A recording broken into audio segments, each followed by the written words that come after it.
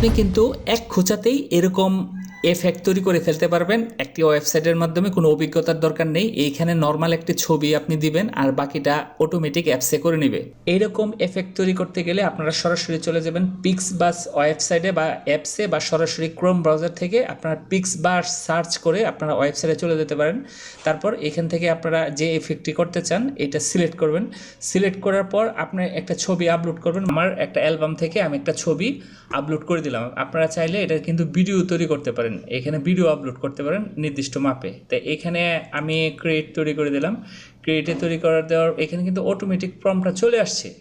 এখানে আমি এফেক্টটা সিলেক্ট করার সঙ্গে সঙ্গে আমার কিন্তু প্রম্পটটাও এখানে চলে আসছে। এখন এখানে জেনারেট হচ্ছে, অলরেডি 95 জেনারেট হয়ে গেছে। আমি একটা ছবি দিয়েই করলাম। এখন এটা যদি আমি দেখতে চাই, জাস্ট অপেক্ষা করেন। এই যে